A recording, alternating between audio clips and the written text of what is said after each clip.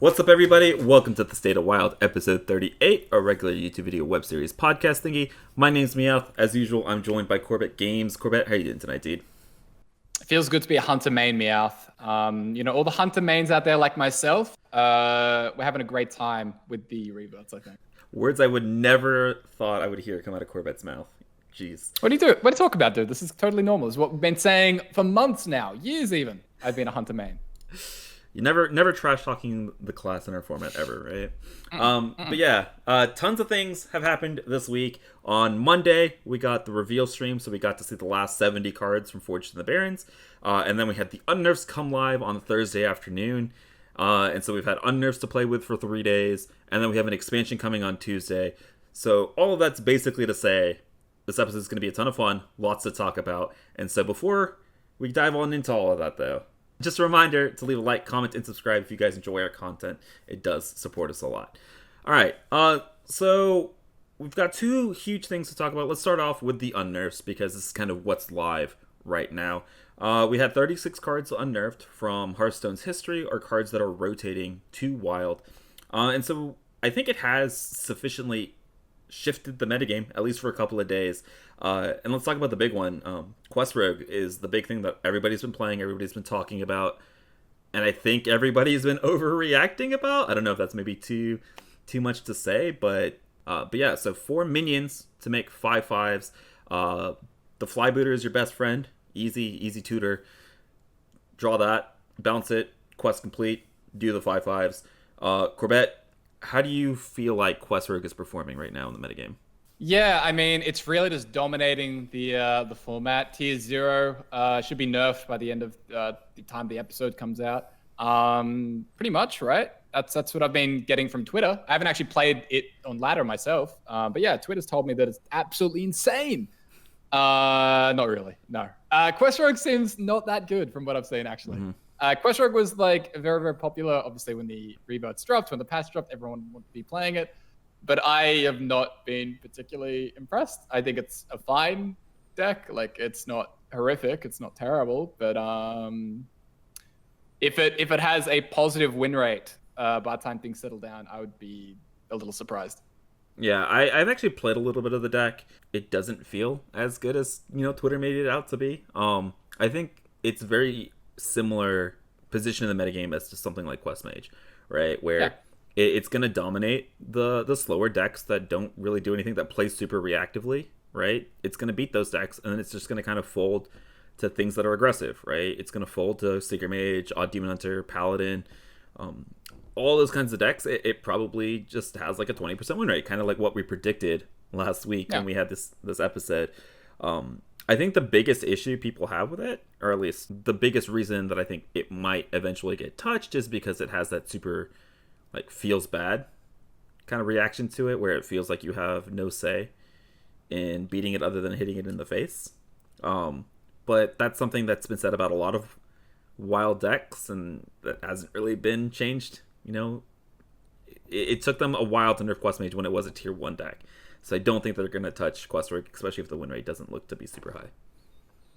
Yeah, I think that I'm fine with Quest Rogue right now. Even, like, it's not the most fun thing to play against, right? It's not exactly riveting to be playing a slower deck and go up against Quest Rogue. But I mean, if the deck's not good, I'm kind of okay with, like, quote unquote unfun decks being around if they're bad. Like, I think that's fine, right? Because they're not going to be that popular. So there is a chance that we're wrong, that Quest Rogue is, it's very early days. The patch has only been out for, this is the second day or something? And so, there's a chance that Quest Rogue is probably a bit better than what we're giving it credit for. But I think that in general, it's kind of aligning with our expectations about just how bad it was into aggro. It turns out it's not actually quite good enough into the stuff. And so the bigger thing about Quest Rogue that I did want to touch on is the deck just isn't that fun to play. I was going to go there. Like it. Yeah. Let's get into that, because Quest Rogue, we talked about before, like, would we like to see Quest Rogue? And I didn't mind the idea because I liked the deck previously. But the current iteration is just boring as hell. Like, it is such a boring deck when it's all centered around just if you bounce the Flybooter and not really about the other stuff. So that kind of sucks. Yeah, it's so much more linear right? Yeah. Like Questwork back in the day, and I think like you said, a reason a lot of people wanted it back was because people had, those feelings similar to what people have with Dark Lair now. It's like, yeah, you have those blowout turns sometimes where you kind of just win the game on turn 3, turn 4, but a lot of the games you're kind of trying to piece together the puzzle to eventually have the 5 hives that kind of snowball and win you the game, and you just don't have that anymore. It's just like, did you draw Para? Did you draw Raiding Party so that you can draw your Flybooter? And then did you draw like one of your 5 bounces? And then if you did, you win the game. And so yeah, I totally agree with you. I played it for a couple games on Thursday night, and I was just like, yeah, this is so boring. Like I'm not enjoying. Like I'm winning games, right? Like I'm winning games, but it's just not boring. There's very little chance to min-max games as well, right? Where you're like maximizing your mana. It's every game that I won, it was like, it felt very similar of like Quest on 1, Flybooter, like Parrot on 2, into Flybooter, Daring Escape, Flybooter on 3, into 4 Pirates on 4, into Prep Quest, like Crowd Rider or something on 5, and then win the game. And that's how every game went. It felt very monotonous. And I think because of this might be the reason that like it eventually drops off the face of the earth, right? It's a very polarized deck, and it's not even fun to play. At least Quest Mage was fun to play. It was really unfun to play against, but it was a very fun deck to play. This, I don't think it's even fun to play. Yeah, which is kind of a bummer, right? Like, this is the way it goes. Some decks, just because a deck gets more powerful doesn't mean it has boring, but sometimes that's just the way it works, right? Like sometimes a deck gets stronger and it gets more interesting. I think like Odd Rogue is a recent example of a deck that when it got all these new tools like Nitroboost and Secret Passage, it became a lot more fun to play Odd Rogue, and it got better. Whereas something like Quest Rogue currently, it's a lot better, like, or at least more efficient compared to what it previously used to do. Or a deck like Reno Priest, when it got like Polkelt, it's the same kind of thing where it got a lot more efficient, it got a lot better, but it got a lot less fun. And so it's just like, it's more about play pattern than anything. Yeah. So that's Quest Rogue. I think, like, we might be wrong, and the next VS report might come out in 3 weeks or 4 weeks and say, hey, Quest Rogue is a tier 1 deck, it's kind of defining the metagame. But right now, I think a lot of the backlash towards it is because it's super popular and people are playing it because it's the new thing. And like once people come back to wanting to play the best stuff, Quest Rogue is going to decline in popularity, I think, significantly. Yeah, it reminds me a lot of actually Tiller, and the immediate gut reaction to that. The thing is with Tiller, Tiller had like a shell it could go into, right? Like the pure Tiller decks were trash. Those were just trash. They were bad. But Tiller could at least go into things like Dark Lair, could go into things like Arena Lock as like a package. Whereas Quest Rogue, there's nowhere for it to go. There's no way you really change this build dramatically. Like, we can improve things here, there. Maybe it turns out Crab Rider's not good enough. Maybe we don't want Derail Coaster. Maybe we want Tenwu or something. But the deck is fundamentally not doing anything different. Like, it's stuck. And I think it's stuck not being particularly good with very little wiggle room. Agreed. All right, let's move on to something that I think is actually very, very good. Let's talk about Starving Buzzard. I know you're a Hunter main, so I'll just let you take it away with Starving Buzzard. What are your impressions on Starving Buzzard? The card is insane. Like, the card is everything that I really... I'd really been, like, going on about the Buzzard, like, really wanting Hunter to have this kind of thing in Wild for so long. And I've been so satisfied with it. It feels so great to say the words, like... I caught myself on one of the first streams saying, like... oh, next turn we're okay, guys, because we get to do Hunter things. And I just kind of like pause. I was like, Hunter things? And what I meant by that was like, oh, I get to draw my entire deck and vomit out like 7 minions and rush into stuff and, cheat out a whole bunch of mana. And those are Hunter things now, apparently, which is very fun. So the Buzzard Hunter decks themselves, like, I don't think the decks are that top tier. I don't think they're that amazing. They still are going to struggle against a lot of other aggro decks, and they sometimes brick.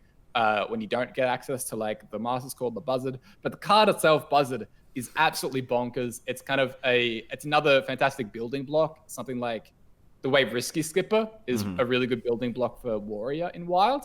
Buzzard is now like just that first thing that every like Hunter deck can now just think about, like where they want to build around Buzzard. And this incredible draw tool. And it feels good. It feels like Hunter has been welcomed into, out of the Stone Age. Like Hunter was trapped back in basically classic Hearthstone in 2021. And now it's been all the way caught up with finally bringing back a card from 2014.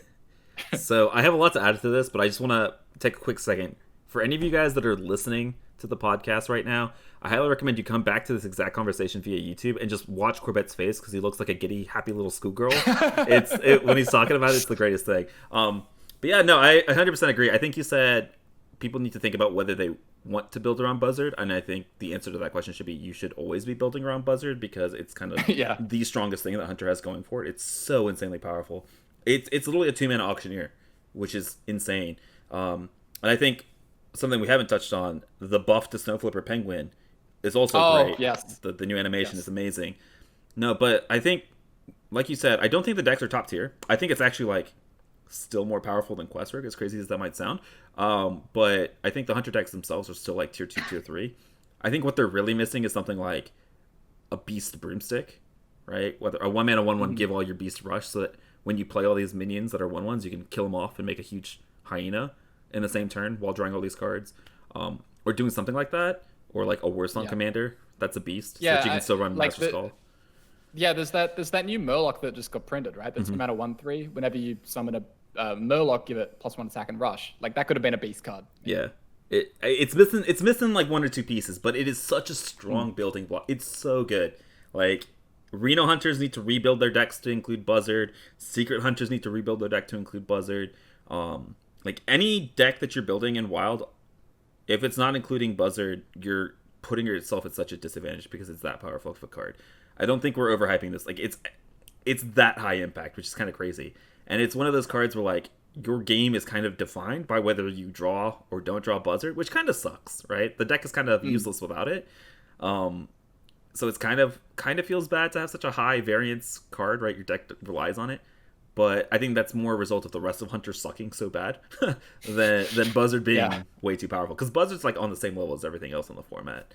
But I am really excited. It is exciting to have Hunter no longer be the class that everybody laughs at, right? Like we laugh at Hunter all the time for the past like year and a half that we've done this podcast because Hunter has sucked, right? And so Hunter is now no longer the laughing stock of the format. We might talk about what might be, but yeah, that's enough about Buzzard. Let's talk about the other big one, Call to Arms. Call to Arms, I would go ahead and say this has like single-handedly brought Paladin archetypes back from the brink, right? Even Paladin has been taking NA ladder by storm. Whether it should or not is a different question. We can talk about Even Paladin versus Aggro Paladin versus stuff like Anyfin Paladin or Holy Wrath Paladin. But Call to Arms, man, it is just as busted as we remember, and it's still as busted in 2021. It is such a powerful card. It reminds me a lot of Buzzard, right? Where your deck kind of doesn't function when you don't draw Call to Arms. It's very fair when you don't draw it. But when you do draw Call to Arms, dude, it is... I'm waiting for, like... I would love to see, like, in a month, like, what the played win rate or drawn win rate of Call to Arms is in, like, Paladin decks and Wild, just because... I feel like that and Buzzard are going to be like 60-70% win rate cards because they're that powerful and that swingy. This is actually something that kind of happened last time we had Call to Arms, where there was like so much variety within the Paladin, and so I think we're seeing that again with Even Pally and Aggro Pally, where kind of they're all similar decks, right? They're all like Call to Arms Paladin. Like they're just sort of like one little subgroup compared to something like Odd, which is an offshoot, or Handbuff or Libram. These are all very distinct. Whereas the Call to Arms decks just kind of feel like Call to Arms decks. And so,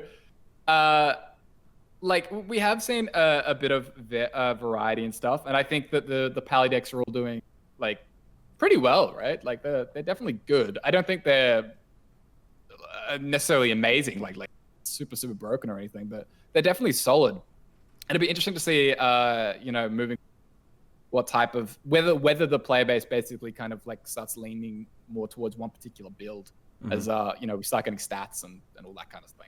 Yeah, I will say I think Jonah has done really, really well with Aggro Paladin. I know Bat has done really, really well with Even Paladin. And I've done really well with Even Paladin. And that's just like with my brief look through Twitter this morning. And so I will say that all of these lists are very far from refined, so it is kind of way too early to tell what's the best Call to Arms Paladin deck, especially since we're getting some new toys in the next expansion that might also, impact the builds of these decks as well. But I'm excited, and I think the reason I'm excited for Call to Arms is, like, I knew Cult Arms was strong. I knew Cult Arms was going to be very annoying to play against, but the fact that it has brought back decks like Aggro Paladin and Even Paladin, and then potentially Holy Wrath Paladin, like the fact that it's brought these decks back from not existing in the format, I think is super exciting, right? Yeah, I mean, I'm always a little bit more of the opinion that if a card isn't that fun to push an archetype, I would generally prefer the archetype just be not as good. Okay. So I think whereas I think you're more into like you just want to see a more diverse field. Yeah. So for me though personally, because like I don't like you said, the deck is very much dependent on Cold Arms, right? And there is the comparison to Buzzard. The difference is with Buzzard, for me, it feels like when my opponent does a big high roll swing turn, I kind of want to feel like they're working for it, whether it's Glare or Quest Mage or Buzzard. Whereas because Cold Arms is kind of just like 4 mana, play the Cold Arms. Yeah. It's a little more like feels bad to me. Okay. But at the same time, you know, we are seeing a more diverse field for Paladin. And so Paladin will be able to, you know, moving forward, have a whole bunch of these different viable archetypes, hopefully. Yeah, I think my big thing is, like you said, is like, I'm all aboard. It's like, different people enjoy different things. And so the more viable decks that there are for them to choose from, the better for the format. And so I think in general, my impact on the meta, like, of these unnerfs on the metagame has been, it has made a lot more decks tier 2, tier 3 viable, right? Which you can hit legend with these decks. I don't think any of them are going to be shaking up the meta, because I don't think any of them like hold a candle to Dark Glare or Secret Mage. I don't think they're anywhere close to that, and so I'm not too excited about the unnerfs doing anything at the top of the metagame, but the fact that there are more decks for people to choose to play and like not have a 20% win rate, I think is a good thing. Yeah. So okay. And then let's talk about a couple cards that might not be having the impact on the metagame that a lot of people might have expected or wanted them to. So let's talk about Undertaker and Albatross. We can kind of lump them together. I mean, Undertaker, people were hyped with Albatross and Leper Gnome, like a package of Death Rattle cards and some aggro decks. And I think Undertaker just, like, it's a fine card, but it's not insanely powerful. And I don't think it's had a lot of success so far. I don't know if you've been seeing some success with Undertaker, but not too hyped about this one. Yeah, Undertaker, haven't really seen much of it, to be honest. Like, I saw a small amount of testing. Funnily, there is a deck that I really want to try Undertaker in. We can't play it until the expansion comes out. Same. So, but, you know, we'll talk about that one later. But yeah, so Undertaker as a whole, basically the problem is that the pool wasn't good enough. We talked about this previously. And so, like, if you're putting things like Leper Gnome in your deck, those cards are generally not going to be able to, you know, you just don't have the package, the support for Undertaker, or those cards aren't good enough without the Undertaker. So it's kind of just an awkward spot. And yeah, there's just not really a home for it right now. Just not. But Albatross, again, this is a card that we kind of predicted was going to be way overplayed for its potential power level. And I think that's been kind of the case. Not very many decks have had success with Albatross in them, except for one. And I want to talk about Q-Block. So Birdlock is back. The fact that you also get to play with buffed, what is it called? The 2-minute Drain Soul, the new penance for Warlock. Albatross in Q-Block has felt insanely powerful. And you guys might meme and be like, how is Bird in Q-Block that impactful? Bird gives you a way to beat Priest, which was like the big reason why Q-Block was, you know, not in the metagame, is because it had such poor win rates against Big Priest and Arena Priest rather. And Albatross gives you a way to beat those. And it also gives you the chance to beat Renalocks, right, by shuffling birds, as well, to potentially delay or beat Ticketus. And so, I mean, Albatross, I think, is a huge buff for that one specific deck, but I don't think it's a huge buff in many other decks in the format. Yeah, I'd agree with that, but that's more based on my, you know, like, priors, right, before we even saw the things play out. Because right now, I'm just not seeing many decks that are playing Albatross, so I'm not really seeing, like, much play Albatross, right? There's not like a ton of Reno stuff going on in the format, because half the players are playing either like Quest Rogue or, you know, like Dark Lair and, you know, someone like that. So yeah, but my expectation is the same. That moving forward, Q-Block will be happy about it, but not many, you know, not a lot of other decks might want, even though they might play it. Yeah. Funnily enough. So that's a really, really quick summary of the Unnerfs' impact on the metagame. But there's one card that I want to talk about before we segue into the new expansion, and that is Nitroboost Poison. So Nitroboost Poison we got the 36 unnerfs, but then we also got Nitroboost nerfed. But I think Nitroboost being nerfed in Wild had such a huge impact that, will be felt once the meta settles down in Fortune the Barrens, because Nitroboost being nerfed was a huge hit to both Kingsbane and Oddrogue, and also Pirate Warrior. So 3 of the best aggro decks in the format, and 2 out of those 3 had really, really strong matchups into Secret Mage, right? They were 2 of the few decks that had good matchups into Secret Mage, and they were getting hit. And so I know it's way too early to tell, what's going to happen to the metagame, right? Is there anything that's going to exist to beat Secret? It's way too early to talk about all of that, but I will say the Nitroboost nerf has, it's going to be super impactful. I think in Kingsbane Rogue especially, because it's so much harder to corrupt Nitroboost now that it's at 2 mana. I think the only card that you are running that costs 3 is, Raiding Party, and you don't really want to be paying 3 for Raiding Party. And then you have Oil, and you have, Cutting Class, and you don't want to be paying any mana for Cutting Class. And so it's really, really hard to corrupt Nitroboost in Kingsbane. You obviously can't run it in Odd Rogue anymore. And then Pirate Warrior might have some better options moving into the new expansion. Then you might not want to run this now. But yeah, man, Nitroboost Poison. I hate that Standard got this nerfed, and I think this is probably on that list of cards that get unnerfed next year, maybe. But how are you feeling about Nitroboost Poison? It's specifically in terms of those 3 decks. Yeah, Nitroboost might have as big of an impact as every single revert combined. Mm-hmm. At least when talking about the more top, competitive side of things, right? Yeah, the top tier. Which is funny. But yeah, Nitro, I feel a little bit like how Standard players felt about Dark Lair, where I'm kind of I can't believe you've robbed us of this. I kind of want my Nitro boost back, as broken as it was. But, Odd Rogue will go back to being irrelevant. It doesn't matter if it's a fine deck. It doesn't matter if it's competitive. People don't want to play it. You had to it was like pulling teeth to get people to play Odd Rogue. And that was before, even with Nitro Boost, it was still probably pretty underplayed. So now there's no shot that people want to play Odd Rogue. Call to Arms is back. That was already going to be a little annoying for Rogue decks in general. But it is going to be pretty painful for Kingsbane. You're talking about can Kingsbane, corrupt it? You just don't even think about it. The card's too bad. Mm-hmm. Nitro's trash. It's just a trash card at this point. And so yeah, the pirate decks are gonna really have to try and look to the expansion for anything else. There are some pirate synergies and support pieces coming from the expansion, but yeah, there's definitely big shoes to fill with the Nitro Boost, which was probably just the best card in both of the Rogue decks. And when your best card gets nerfed, it's kind of a big deal. Yeah, I mean, we kind of called this when we saw it revealed with Darkmoon Races. This was the card that was probably going to get nerfed. But now that we had the chance to play with it, I'm kind of sad that it got nerfed, because now Kingsbane is kind of irrelevant, I feel like. At least it will become, I think, in combination with the Call to Arms. So it's a little bit sad. You make the comparison to Dark Lair, but I would also say that Standard has taken 12 cards from us, whereas we only took 1 card from Standard, so it's not really fair. It's not really a fair true. Yeah. Good point. Yeah, and I think Nitro Boost, I know it might be a little bit early to start talking about the great unnerfs of 2022, but I think this is definitely on my candidate list of give me this back, Yeah, I think it'll just depend on where the classes are a year from now, right? Yeah, for sure. It'll depend in the same sense that they were never gonna. They intentionally did the reverts to try and help more underplayed archetypes and not just help top tier stuff. They didn't give us back level up, for example, because God help us if we got level up.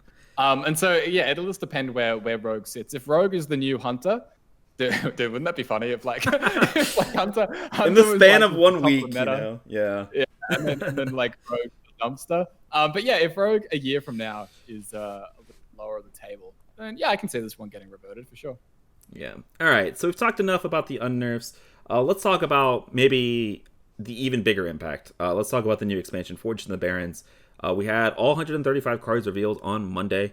So we know the 135 that are coming next Tuesday.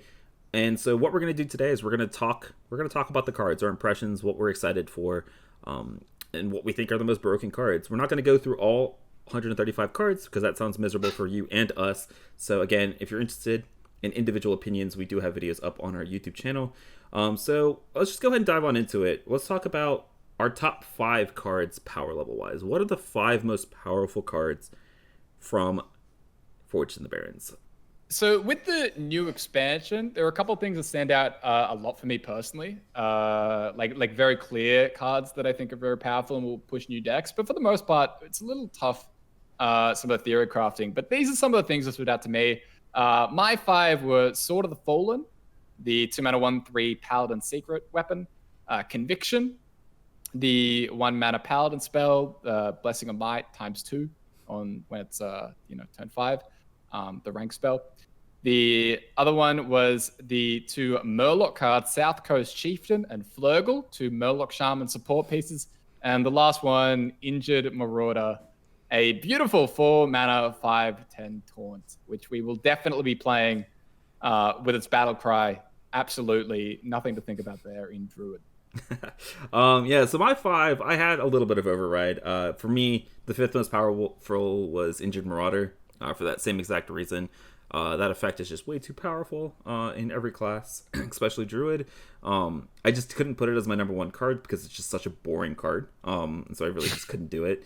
Then I have Firemancer Flurgle just because I'm excited for the potential of that card in a bunch of decks. Throughout Shaman, not just Murloc Shaman, but its potential with Toxin everywhere. Number 3, I had Knight of Anointment. So this is the 1-mana 1/1 Holy Spell Tutor in Paladin. Just because tutoring specific cards I think is very, very powerful, always will be, right? Stuff like Town Criers, cards like that are just insanely broken, and so I'm excited to see what we can do with Knight of Anointment. Number 2, I have Outrider's Axe. I might be a little bit high on this card, but following the nerfs to Nitroboost, I might have overreacted a little bit with my hype with this card. It's the 4-mana 3/3 Warrior Weapon. Whenever you attack and kill a minion with the axe, you draw a card. So it's a 4-mana 3/3 card draw potentially in Pirate Warrior, which is always exciting. And then my number 1 is Sword of the Fallen. And we can talk specifically about these individual cards. Let's talk about Sword of the Fallen. So the 2-mana 1/3 Paladin Weapon. Every time you swing, pull a secret from your deck. And I think we can both agree on the fact that this might have actually power crept Mysterious Challenger and actually pushed Mysterious Challengers out of Secret Paladin decks in Wild, which is kind of insane and crazy to think about.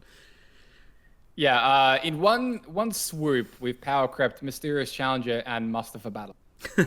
F. So yeah, this card also can only really sort of make the list because of Call to Arms, right? It's basically an acknowledgement of how strong Call to Arms is, and basically betting on, hey, maybe secrets are the build we want to go with when it comes to these secret Paladin decks. But yeah, this card's really, really good. It has some nice synergies as well.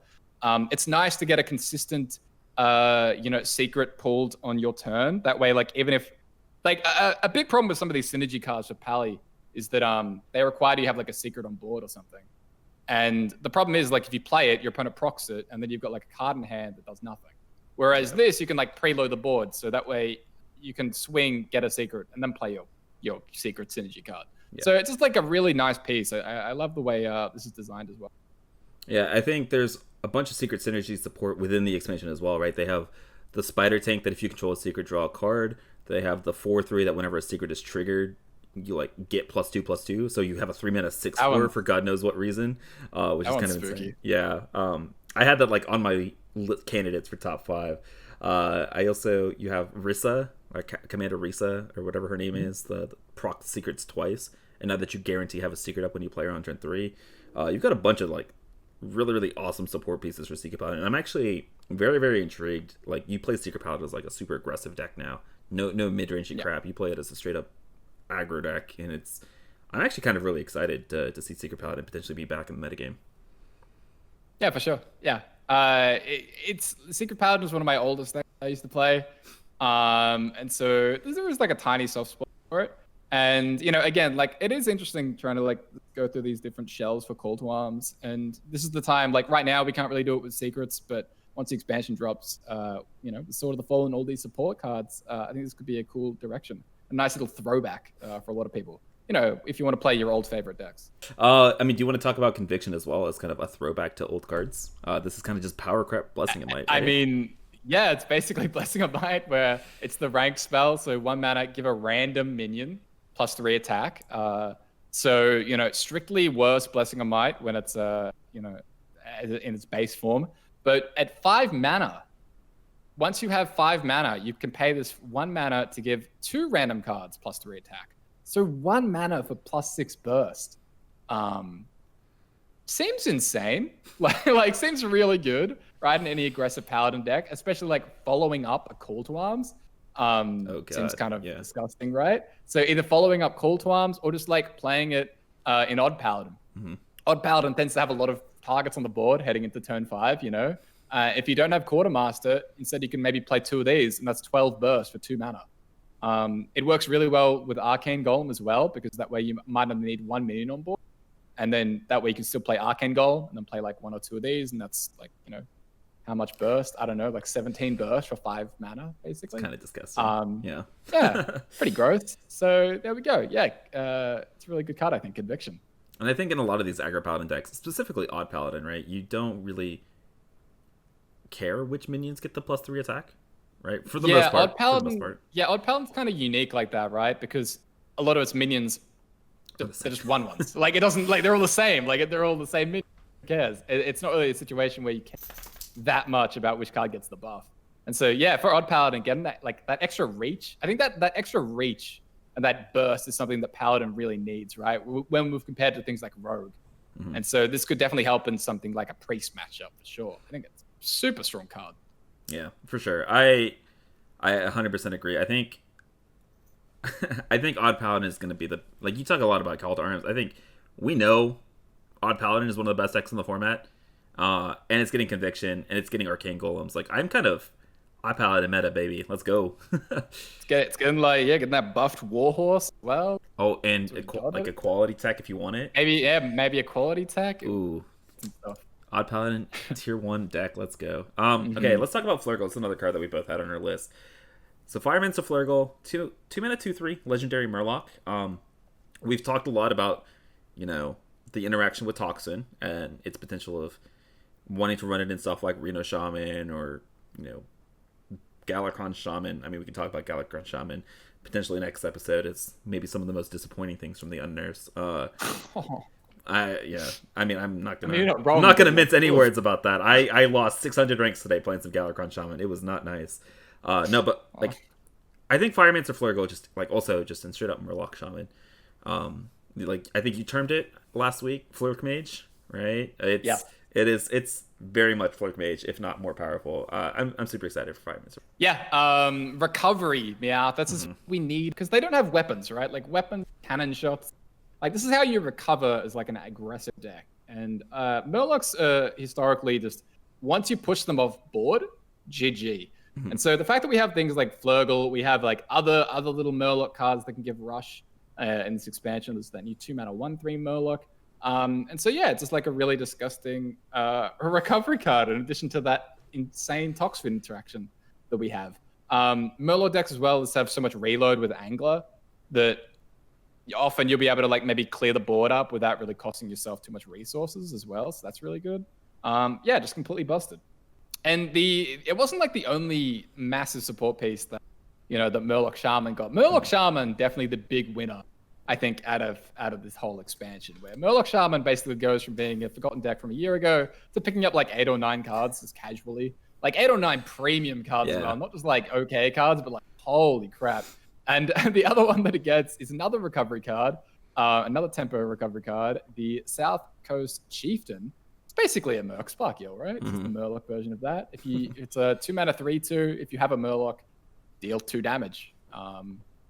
Really strong anti-aggro like Murloc recovery card, tempo tool, super strong.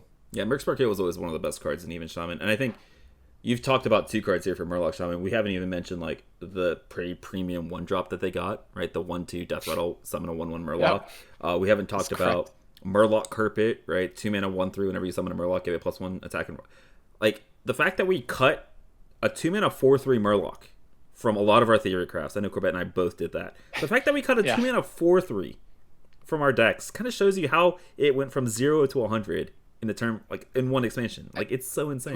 We also got that 3 mana spell. Yeah, the buff. All your Murlocs +2/+2. God, It's a lot. It's incredibly rare. Like the last time I remember this kind of happening to a like somewhat established archetype was probably Odd Rogue.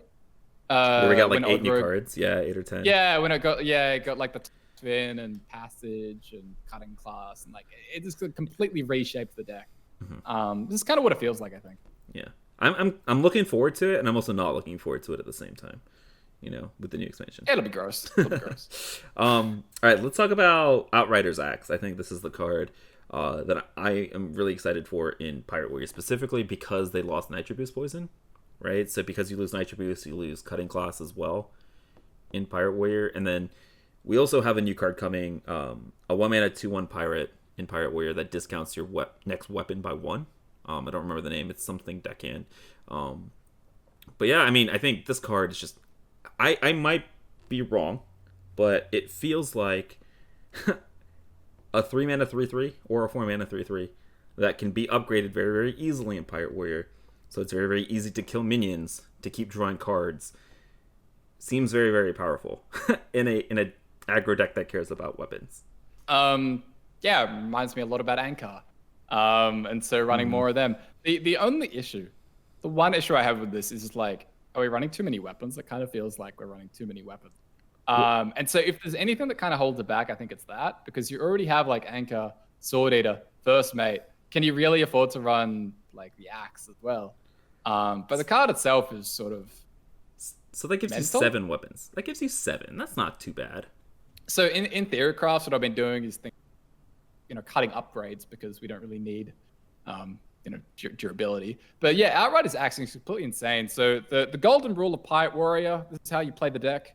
Minions go face goes minions. So that's what you do. You do a lot of trading with your weapon, and having this amount of like reload and card draw, like Pirate Warrior is going to be so insane against other aggressive decks. Like other aggro decks are just not going to be able to keep up with the Axe.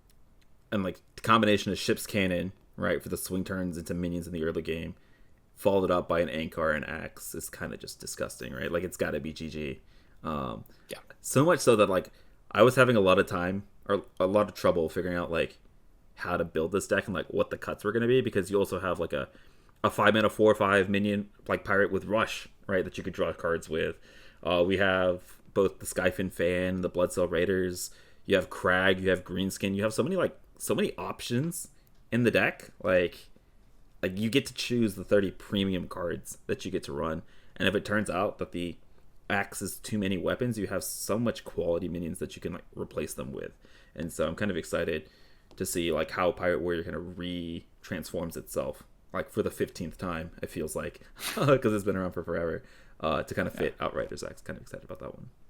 And the last one we have is a 4-mana 5/6 taunt. Sorry, did I read that right? No, sorry. It's a 4-mana 5/10 taunt that gains you 6 armor. It also summons a Vargoth and gains 12 armor. So yeah, we have injured Marauder, 4-mana 5/10 taunt, Battlecry, lose 6 health. We're going to play as an Oaken Summons. It's going to be disgusting. There's not really a ton, I think, that we need to talk about here. But like, why? It's insane. But like, why, Blizzard? I think why is like a really good conversation. Yeah, eventually the year will be 2028, and it'll be like summoning a 2030 4-mana taunt or something, right? Like that'll be the high roll that we get to. It's going to be a 4-mana 30/30. If you play this from hand, like destroy it. But it's okay. We play Oaken Summons, and it'll gain us 12 life and be fine, right? Yeah. It's yeah. But like, why does it have to have 5/10? taunt? You know, like why? Yeah, 5/10 for taunt. It's fine. It's fine. This is a perfectly reasonable card. Do you think they know what they're doing? Do you think they know what they're doing?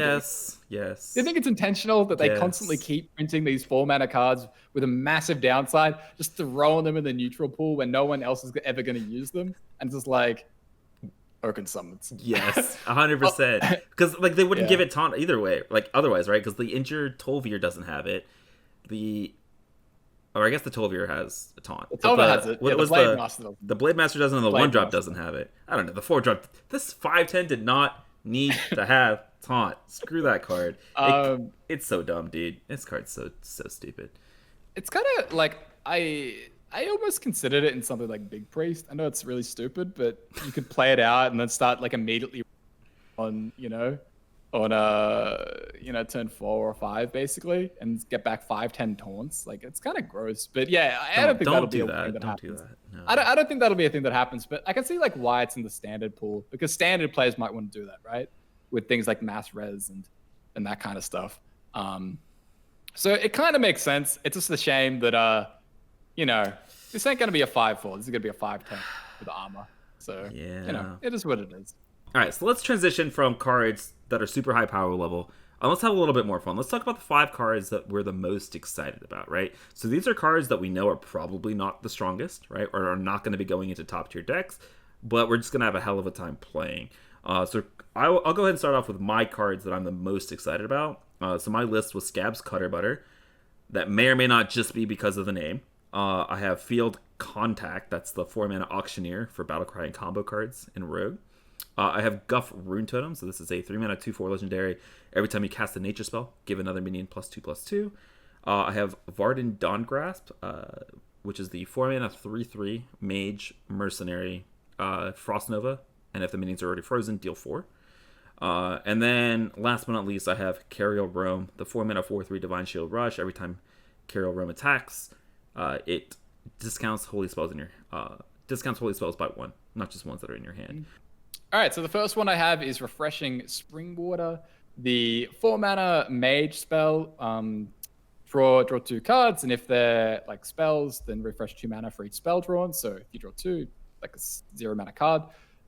Efficient Octobot, Frenzy, take 1 mana off all your cards in hand. Field Contact, you mentioned that. Varden, you talked about it. And the last one is Watch Post Tower. Now, I don't even like how Watch Post Tower is designed, but I had to list it here just as an honorable mention, as an excitement thing. I'm excited to see if it's strong or not. Like, the card itself, the card itself isn't like my favorite thing ever. But I am so hard in Watch Post's corner. Like, I'm a complete believer in the Watch Post Tower. And so I'm kind of just curious to see how that plays out. Yeah, I mean, we can talk about it. So 3-mana, or Watch Post Tower is the 2-mana Watch Post, the 2-mana 2/4. Whenever your opponent draws a card, it costs 1 more. Right? So what decks are you playing this in? Why is Watch Post going to be strong? Like, obviously, taxing your opponent's mana cost is powerful, right? But what does this do? What does this do in Wild? Why are you excited for it? So I just think in general, like, playing this on curve is sort of super, super disgusting, right? Because you cause like a permanent cost attached to like at least one card that your opponent draws, right? And if they don't get rid of it immediately because the hand sucks, well, guess what? The hand is going to get a lot worse as time goes on. Because, like, if you can't deal with this immediately, it's not like the situation gets any better for you. It has 4 health, right, on turn 2. It's incredibly hard to remove, like, super efficiently, right? Like, if your opponent trades into it, then great. You played a 2-mana 2/4 taunt, basically, that added a cost to one of your opponent's cards. Like, that's a really decent deal. And that's, like, the low end of what it can do. And so I think, like, in a lot of these decks that want to go very draw heavy, like Dark Lair Warlock, like, you think Dark Lair Warlock is happy seeing this, and then they tap into a card that costs 1 extra, like, in addition to the card they already drew. Like, card games in Wild just go so quickly that mana cost has to be used so efficiently. And so I think that anything that kind of disrupts that, like Occult Neophyte, can be completely disgusting. And I think that this is sort of like a permanent attached cost to the cards that your opponent has, could be really, really disruptive. So I like it in something like Call to Arms Paladin. Like, you hide this behind some taunts, like a Neutron. You put on other bigger threats that your opponent has to deal with first before they can get to it. It's very annoying. Or even something like, honestly, maybe it's good enough that we just slap it in Reno decks, like Reno Warlock or something. Just like plays this for some reason. So I think the upside of this card is it could be completely broken. And I didn't have enough confidence to put it in my top 5, but I had to listen here just because I'm enough of a believer. I had to mention it. So Corbett, what I'm hearing is that you're a believer, but you're not that much of a believer, right? You're not putting it in your top 5 powerful. So, well, no, man, I can't do another podcast 4 months from now and have you absolutely clowning me and the rest of the comments clowning me because I had Watch Post Tower that saw 0 play in my top 5. I can't do that. I can't go through that. So I have to just leave it here in my excitement cards, even though I kind of hate it. But it's so we look back and we're like, wow, Corbett, that was a really, really smart call. No one else was thinking about Watch Post Tower in Reno Lock, But there you were. And so here it is. Watch Post Tower, my number one most exciting card. Yeah, this is going to either be one of those, like, 200 IQ plays or one of those forehead plays, in the comments. It's so, it just wraps around. It's so dumb that it becomes genius. Yeah, exactly. All the way around here. All right, let's talk about some of these rogue cards. We talked about Field Contact, Efficient Octobot, and Scab's Cutterbutter. I mean, we can kind of group them all together because they potentially go in very similar decks. I mean, Field Contact, I think we both had this one. This card is it's a 3-mana Auctioneer, dude. Like, in Rogue, which kind of just seems disgusting. I don't know, Meowth. We have a 2-mana Auctioneer and Hunter. I don't know if this compares really. Dude, Rogue always gets slightly worse versions of cards, right? That's how it's supposed to work because it's Rogue. Something like that. No. Yeah. This is insane, right? Like, the fact that Penflinger exists, very funny to me. The fact that it still exists. Okay, the fact that it still exists is the fact that we don't have to, like, build around this completely. Like, we can just play Penflinger, and it's like, oh, Penflinger, that might draw us, like, 6 cards this turn. That's kind of cool. So yeah, Field Contact in those sort of like cycle heavy miracle rogue decks, very hype. Yeah, I mean, like Penflinger, Foxy, Miscreants, Biteweed, Edwin. You have got, dude. I can just see you. You know how you have the Buzzard turns where you draw like 8 or 9 cards in a turn. Yeah. This is. Why go back to Classic Hearthstone when I can do this in Wild in 2021? Like that's exactly it. Yeah. But yeah, then Efficient Octobot, this is basically Emperor Thorson tacked onto a Frenzy effect. Tacked onto like a 1/4 body for some reason. So it's really easy to activate that Frenzy effect. Do you want to talk about Octobot? I don't understand. No, I was kind of confused when I saw this. I was like, wait, why is this a thing? It seems way too good.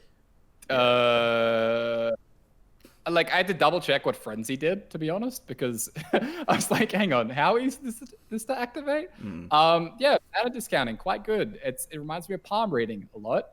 That card was quite strong. Let's make another one, except give it a body as well. Seems good. So yeah, this whole miracle shell of playing 1 billion cards in one turn. Very excited about this. Yeah, I mean, for those of you guys that don't know, I highly recommend you go and check some of Corbett's VODs for some Baitweed action. It's not even Baitweed, dude. That deck was so fun to play, and it actually legitimately was like not terrible. And it's getting a lot of support. Dude, Emperor Thorson on a 2-mana body. Like, why pay 6 mana and have to wait a turn when I can play this, Penflinger it, and then Shadow Step it, play it again, and get 2 activations in the same. Like, I don't understand. I guess they're just comfortable doing this because they're rotating out Edwin and like questing, right? There's a whole bunch of stuff in Standard where they're just like. They've just taken away the big benefits of playing 1 billion cards. But guess what? This is Wild. It's ours now. Edwin's time. Edwin has like not had the chance to do anything in Wild for so long. That now he's released. The shackles are off, He is unchained? Would you say he's unchained? Exactly. Yes. Edwin Unchained. That is the subtitle of my Baitweed deck. Sounds like it's the subtitle for something else too. But Scab's Cutterbutter. And this is the last one. I had this as my 5th. Like I said, first of all, any reason that I can find to play this, just so that I can say his name over and over and over again, I think is a win in my book. I have this in like the Baitweed deck that I like Theorycrafted, just because, I mean, free cards with Field Contact seems pretty good.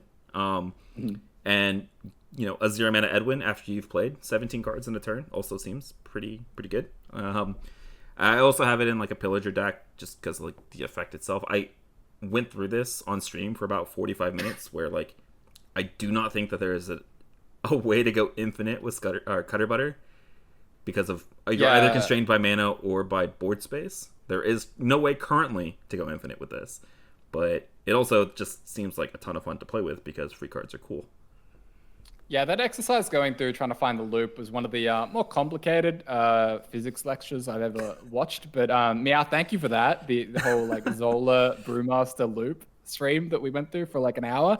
But no, it doesn't seem like anyone's found a way to loop this. So big congrats to the devs on that one, on locking it down. But yeah, Cutterbutter, definitely top 5 most powerful names of all time. Really, really strong name. So that's nice, and it's a super fun card, I think. For sure.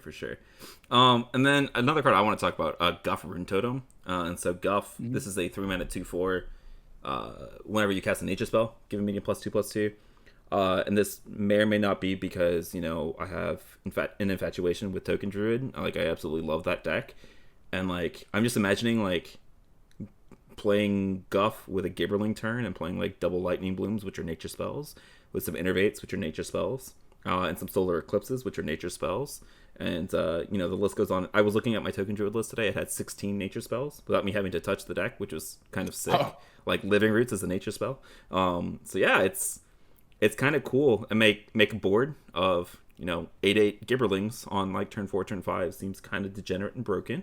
And so, of course, I'm excited to do it, you know?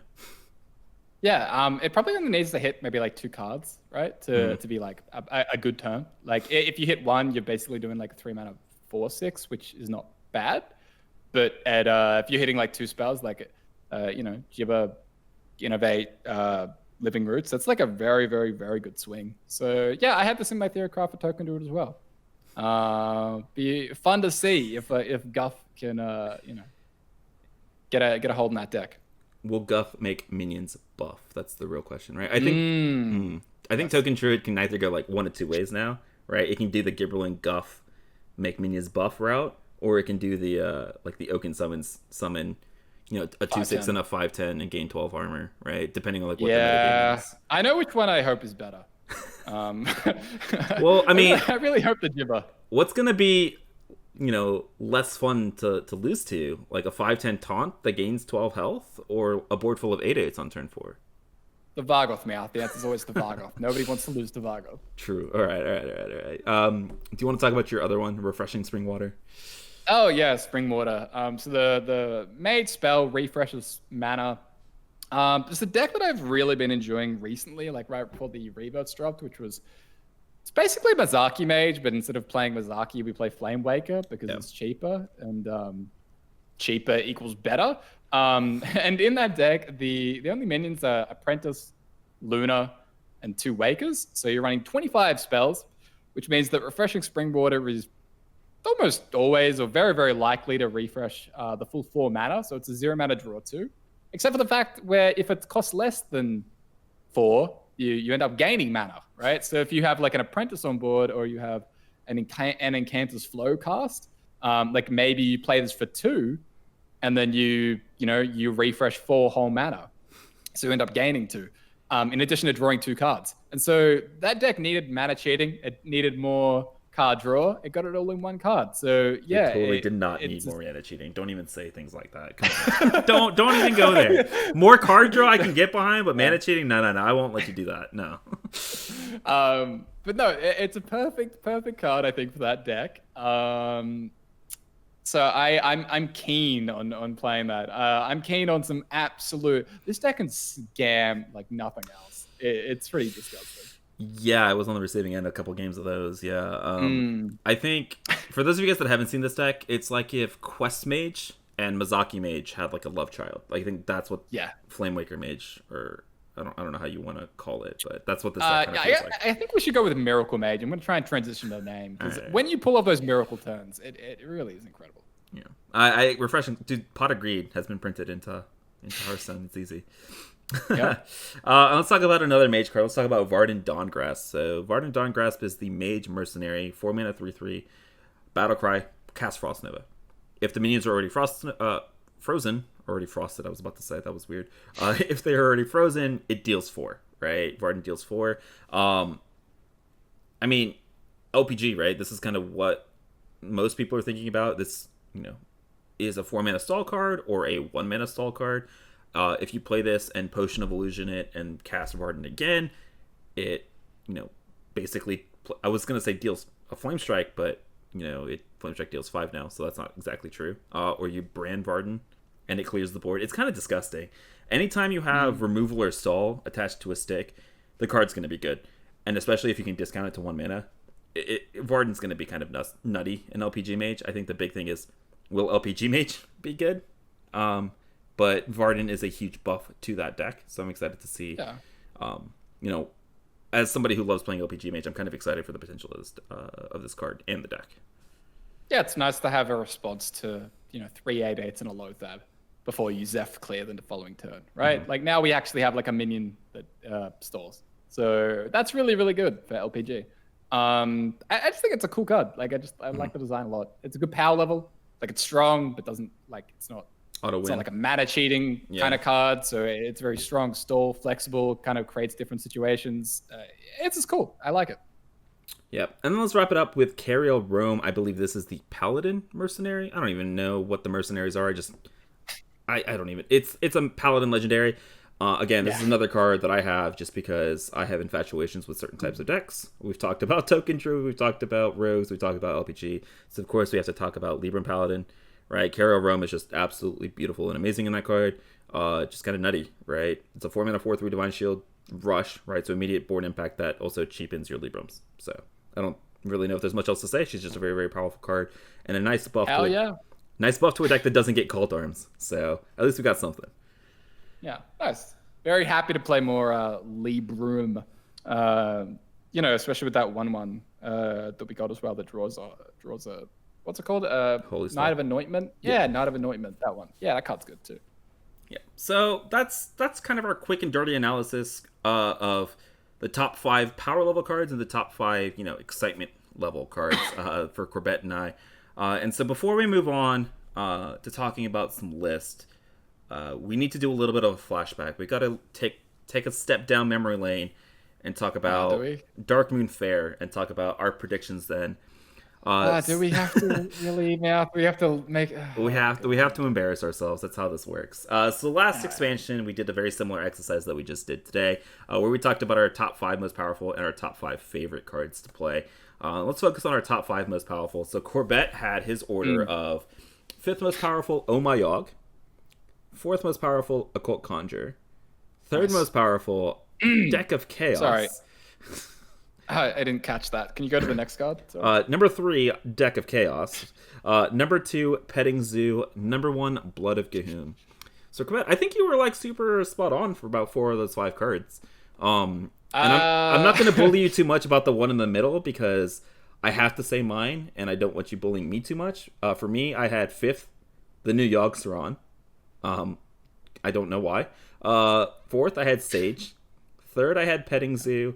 2nd, I had Deck of Chaos, and 1st, I had Oh My Yogg. So I think we were pretty spot on, except for Deck of Chaos. Oh My Yogg, I think I overhyped a little bit too much, and I will recognize that. And I think I said that the last time we did these, and so I can go back and look and record a snippet there. But yeah, we were super far off with Deck of Chaos, dude. I think what did we get baited by? What happened? LPG, Meowth. It was LPG. It's another classic incidence of cards that look similar but are actually very different. And so usually the way this works is there are really, really bad cards, and a mechanic comes around. It's like, oh, that's kind of like that old bad card. This card must also be bad. Corridor Creeper. Like Corridor Creeper, and there's a whole bunch of card effects that used to be like Creeper, and it's like, oh, those are bad. But no, this is kind of the opposite version of that. We thought LPG was really good. We thought Deck of Chaos had to be really good. We thought about 3-mana Void Lords and, like all that kind of stuff. Wait, what does Deck of Chaos even do? It swaps attack and mana cost. You were right. Yeah, attack and mana. Cool. Isn't that sad that I actually forgot what the card did for a second? Like, that kind of speaks to where we're at. But no, we got completely debated by Deck of Chaos in Reno Lock. Yeah, I think what you take from this, guys, that are listening, that the 30 45 minutes that we just spent evaluating cards, it's all pure crap because we thought Deck of Chaos was super powerful. So yeah. And then let's talk about our top 5 favorite cards. Okay, we're not going to dwell too much on the Deck of Chaos because I don't want to feel bad about myself. So top 5 favorite, I had Foxy Fraud. I had a lot of fun playing Foxy Fraud. Grand Finale, I did not have a lot of fun playing Grand Finale because that deck sucked. Grand Totem Eyesore, I absolutely loved playing this, even though the deck sucked. New Yogg, I thought it was going to be powerful, but I at least had a lot of fun playing it. And then I was super excited for Deck of Chaos. I even crafted it golden day 1, and it was awful, and it was really sad. So, but I will say, 3 out of my 5, I did have a lot of fun playing. So at least that lived up to it, Yeah. I had Foxy, which I had a lot of good times with. Mostly in Standard, actually, more than Wild. Blasphemous, talking about Standard on a Wild podcast? How dare you? Nazmani Bloodweaver, that card just never quite took off, right? Like, it didn't quite get there. Deck of Chaos, Acrobatics, the odd DH draw some cards. I was happy with what kind of direction that took, but again, another one that wasn't that strong. And Solar Eclipse. I mean, we ended up having a pretty good time with Solar Eclipse, I think, Yeah. in Token Druid. Absolutely. Right? Yeah. So I think our favorite cards was kind of spot on. I had a lot of fun with Grand Finale, even though it was not very good. And we just, again, we're going to continue talking, ignoring about Deck of Chaos and keep talking about other things. I mean, let's talk about... So we talked about the 5 most powerful cards that we thought, were going to be the most powerful. I mean, do you want to talk about what actually ended up being some of the most powerful cards from Darkmoon Faire? How far off were we? Yeah, so I mean, if we had to sort of pick a 5 or a 6, I think the list would have to be something like Rigged Fair Game. This is something that people didn't like. This was really undervalued, I think. Rigged Fair Game. Nobody was super all in on this. Next up was Palm Reading, maybe. Palm Reading. I think we had it as an honorable mention from memory. I would have to go back and check. But yeah, Palm Reading in Big Priest and Arena Priest ended up being really good. Blood of Cahoon, super, super strong. Basically, like catapulted a deck from like tier 4 up to tier 2, along with Palm. Sage, which you mentioned in your top 5. Prize got Plunderer. One right. I got one. Yeah, got one right. Prize Plunderer. Something that people completely slept on, I think. For the most part, I think Wild actually figured it out before Standard did, which is quite funny, and that's a rare situation. And the last one will probably be like Sword Eater. Sword Eater turned out to be completely batshit insanely strong in Pirate Warrior, like one of the absolute best cards in that deck. So yeah, those would probably be the top 6 or so. And of course, we could do some honorable mentions and stuff, but those are the main ones. Yeah, so we weren't too far off, right? I got Sage, and that was kind of it. Oh, we got Blood. Right, we got Blood. Yeah, we got Blood. Again, and I think, yeah. Go ahead. I was gonna say, and I think we mentioned Palm from memory, but I'd have to go back and watch. Honorable mentions. Again, just another reminder that like everything that we just spent 30 minutes talking about, we were completely wrong. 90% wrong in Darkmoon Faire. So yeah, just take that with a grain of salt. Nobody's perfect. Is all I gotta say. Yeah, it's the Rigged Fair Game though. That's the one that interests me the most, right? Like we were so infatuated with Sage and the Occult that the Rigged Fair Game just kind of slipped by as like, oh, maybe you play this as a one-off. Like that was the thought process, right? Is that maybe you play this as a one-off. Well, it turned out to be just sort of like disgusting. It just catapulted the deck. Yeah. Yeah, I think a lot of people, we were excited about all 3 of those cards being added, but we were like, well, we have Sage and Unnerf now, right? So that's like we only run one Rigged Fair Game. We didn't even think about cutting Unnerf completely. Which it was blasphemous when we were talking about this, like, previous to the expansion. We were just like, dude, you never cut all in that. There's absolutely no way in hell. Why would you need more card draw when you have Sage and a Lunarf? That would be so stupid. Why would we? Yeah, but it turned out rigged and Sage is better than anything else. Yeah, absolutely. I think Secret Mage and Big Priest, would be the 2 big winners from Darkmoon Faire. I think we expected that going in, and at least we were right. Yeah, that was accurate. Yeah, that was accurate. All right, so we've talked about Darkmoon Faire. We've talked about our predictions for cards when it comes to Forged in the Barrens. And so let's actually talk about some lists, some decks and theory crafts that we individually are the most excited to try out. And so, I can go ahead and start off with some Guff Token Druid. I know we've talked about this a little bit, but dude, I'm excited with Guff and Gibberlings. Like I said, when I was theorycrafting this list, I took an old one, and I realized that I had like 16 nature spells. And I was like, what I'm going to do? And so I'm going to just like take out one spell that's not a nature spell, put in Guff, and then we're good to go. So like, this is not brand sneaking new, like reinventing the wheel. But if you guys have listened to the podcast in the past, 6 months, you guys will know that, we love Token Druid here, right? We love and appreciate Token Druid. And I'm excited to do some really, really dumb things, as early as like turn 2, turn 3. So I'm really, really excited.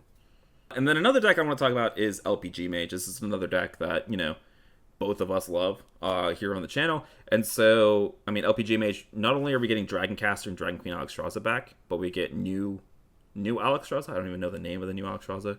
The Cloud Prince on the Alex, stick. That's fine. New Alex. And then we're getting Varden. And so we're getting some new tools. So basically 4 new cards for LPG Mage when it comes to Forged in the Barrens, which is really, really exciting. Yeah, in addition to all the reverts that we got with the Dragon Caster, right? Yeah. So some basically revamped. I will say LPG Mage, we'll see how Varden fares, against Darkglare. But currently right now, I played a little bit of it, queued into like 3 quest rogues, and I was just like, nope, not touching this until the expansion. So that was not very fun. Libram Paladin, of course, Carry All Rome. big buff to that deck. A little bit sad we didn't get Call to Arms, but you can't really complain too much when you get Carriel Rome.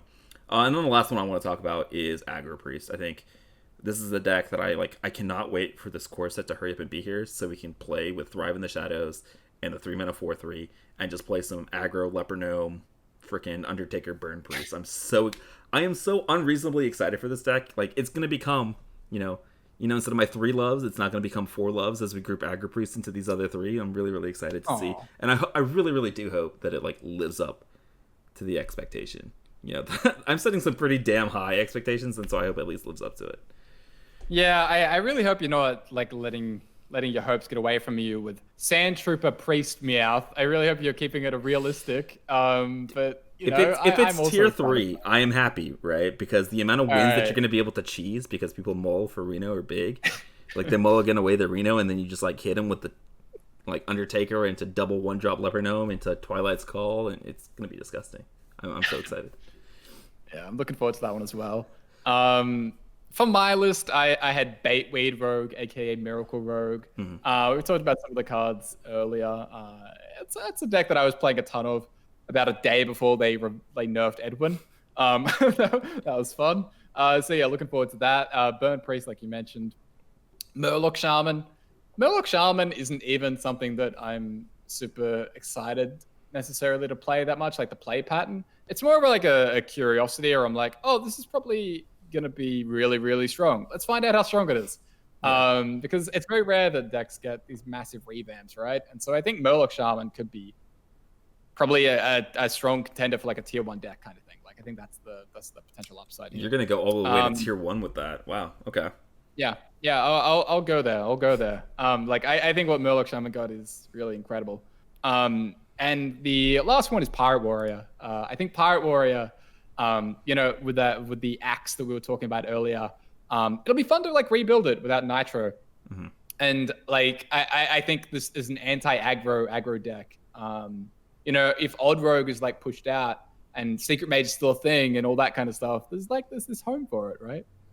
Against these maybe, I don't know how it holds up to Cold Arms, but I'm curious to find out. So yeah, Pirate Warrior is another one. With Ship's Cannon, it probably deals with Call to Arms better than most decks. So yeah, I mean weapons and Ship's Cannon, it'll be okay probably. Yeah, I do want to add one last one to this that we talked a lot about when we were talking about our most excited cards, but Secret Paladin, you talked about decks that are kind of getting complete facelifts, revamping the entire deck. The fact that we're talking about Secret Paladin and completely cutting Mysterious Challengers, I think is significant enough to see how new, slim, lean, low to the ground Secret Paladin looks. With Call to Arms, Sword of the Fallen, the freaking 3-mana 4/3 that gains +2/+2. Gossiper, yeah. The Gossiper, I don't remember the names. The neutral card dump, who knows the names of these cards. But yeah. I think Secret Paladin's another one to keep an eye on. But again, I might not be the most excited to play it, right? But I am excited to see what happens to it, right? This is Secret Paladin was one of those decks that was that's one of the OG Wild decks, right? OG Wild was Mid-Range Hunter, Pirate Warrior, Secret Paladin, Reno Lock. Those were the 4 decks, and this is one of the holdovers. It hasn't seen play competitively, or I guess very widespread. I think is the proper word there, for a very, very long time. And so I'm excited to see what this new revamped Secret Paladin does look like. So that's gonna be it for us. I know we've talked a lot about the Unnerfs and Forge in the Barrens. So we appreciate you guys, sticking with us all the way to the end. We really do appreciate you guys. Corbett, thank you for sticking with me through, I think this is 40 episodes. I'm just kidding, 35 together, though, which is kind of insane. It's a lot of episodes. I appreciate you sticking with me. And please let the people know where they can find you as we move into the new expansion. Guys, you can find me at Corbettgames on Twitter, Twitch, YouTube content, Theorycraft reviews and all that kind of stuff coming out as well. So that's Corbettgames, guys. I'll be streaming all throughout, all through the expansion, all that kind of stuff. So thank you guys very much for watching/listening. Yeah, appreciate you guys watching and listening. If you guys want to listen on the go, make sure you guys check us out on Spotify, Apple Podcasts, all that kind of good stuff. Make sure you guys stay tuned to our individual YouTube channels and, of course, the State of the Wild as we move into the new expansion so that we can document how cards are performing and how new decks are looking and how they might be shaking up the meta. So make sure you guys stay tuned for all of that. We will see you guys next week, same time, same place. Have a good one. Later.